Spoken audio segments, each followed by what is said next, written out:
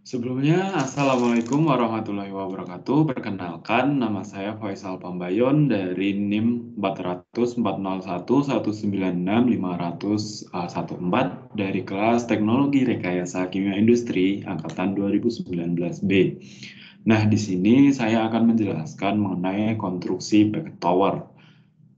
Oke, untuk selanjutnya, pengertian packet tower itu apa sih? Nah, packet tower itu berfungsi sebagai alat separator atau alat pemisah. Nah, biasanya alat separator itu digunakan untuk proses pemisahan di dunia industri, khususnya dalam konteks ini dunia industri kimia. Nah, sebenarnya alat pemisahan di industri kimia itu terbagi umumnya terbagi atas empat, yaitu yang pertama ada alat destilasi, kemudian ada alat desorpsi, kemudian ekstraksi dan absorpsi. Nah, di sini sudah tertera bagian-bagian packet tower itu sebenarnya apa saja. Nah, untuk bagian packet tower yang pertama itu adalah dinding dari kolom packet tower. Nah, dari dinding kolom packet tower ini bahannya terbuat dari bermacam-macam, yaitu mulai dari kayu, kemudian metal, kemudian stainless, atau bahkan plastik. Nah, itu tuh tergantung dari proses produksi yang dipilih atau bahan produksi yang dipilih. Nah, kemudian selain itu ada distributor. Nah, kalau misalkan di dalam slide distributor itu yang ada di dalam kursor yang saya tunjukkan ini distributor. Kalau berdasarkan gambar distributor di sini ada satu, ada dua. Nah, disclaimer dulu bahwa distributor dan redistributor itu sama. Nah, distributor itu mempunyai peranan yang sangat penting di dalam packet tower. Apa saja sih peranan distributor? Dikaitkan dengan efisiensi operasi pemisahan. Nah, distribusi cairan yang jelek bahkan nanti akan menurunkan efektivitas dari permukaan packing yang kemungkinan terbasahkan. Nah, makanya peran distributor ini adalah biar menjadi jembatan antara kedua fase untuk bersaling berkontak nantinya di kolom packing. Nah, untuk umumnya untuk distributor dan redistributor itu secara fungsi itu sama, tetapi banyaknya distributor dan redistributor ini tergantung dari ketinggian suatu paket tower. Nah, nantinya pasti ada perhitungannya sendiri mengenai penentuan banyaknya distributor pada kolom paket tower. Nah, kemudian ada packing support. Nah, di sini packing support itu namanya, kalau misalkan di slide itu support plate. Nah, itu di sini juga ada dua.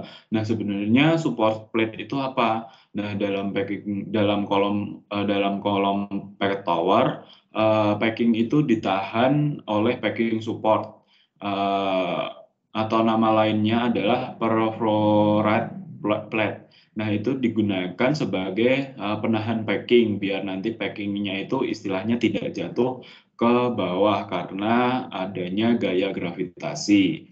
Nah, kemudian ada packing restrainer atau nama lainnya itu adalah bed limiter. Nah, itu ditunjukkan pada di atas kolom packing, di atas packing. Nah, di sini juga ada dua lapisan, yaitu bed limiter atau tadi yang disebut packing restrainer. Nah, ini tuh berfungsi sebagai jika laju alir gas tinggi, contohnya pada proses absorpsi itu kan gasnya berasal dari bawah. Nah, kalau misalkan gasnya terlalu tinggi, kemudian cairannya di atas. Nah, kalau misalkan bed limiternya tidak ada, nanti akan merusak si komponen alat yang lain. Nah, kalau di sini akan kemungkinan terbesar akan merusak distributor dan redistributor yang menyebabkan nanti performa alat packet tower itu akan menurun. Nah, itu merupakan fungsi dari si bed limiter atau penahan packing bagian atas. Kemudian untuk selanjutnya ini adalah ada feed inlet liquid. Ini untuk liquid kalau berdasarkan gambar. Nah, kalau berdasarkan gambar ini untuk vapor. Itu berasal dari bawah. Nah, kemudian ini kan kedua ini adalah inlet. Nah, outletnya itu di mana? Outletnya itu ada di bagian atas dan bagian bawah dari si packet tower.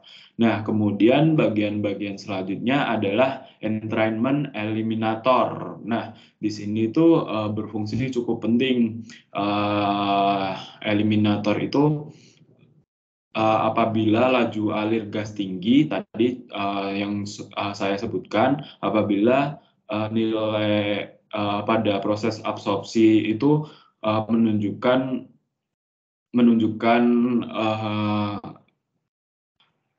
jika terjadi laju alir gas yang tinggi, maka digunakan mist eliminator ini agar si cairan yang naik ke atas itu tidak sampai ke outlet atau untuk memisahkan bahan-bahan yang tidak diperlukan untuk keluar ke outlet di bagian atas ini. Nah, nantinya mist eliminator ini akan menahan dari difusi-difusi yang tidak diinginkan agar nanti jatuh untuk dikontakkan lagi di packing. Nah, kemudian pada bagian yang terpenting pada kolom packet tower yaitu ada packing. Nah, packing itu ditunjukkan di sini. Di sini juga ada dua yang berlambang X di sini yang berwarna merah atau packing. Itu ada dua di sisi atas dan di sisi bawah.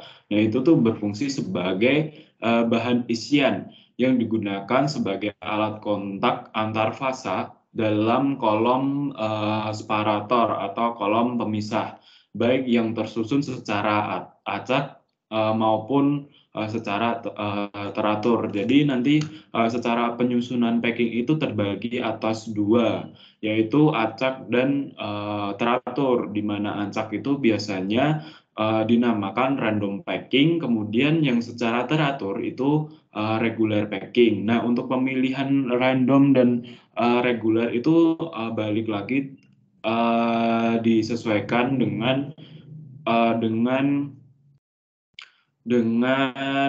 proses produksi industri kimia dan dari sudut pandang yang lainnya.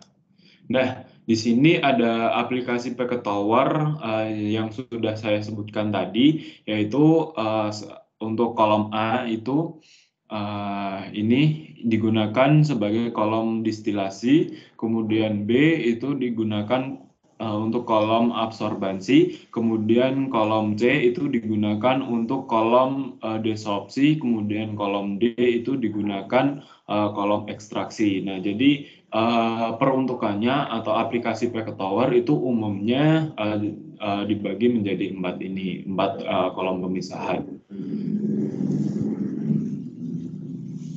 Nah, sekian dari saya, kurang lebihnya mohon maaf. Wassalamualaikum warahmatullahi wabarakatuh.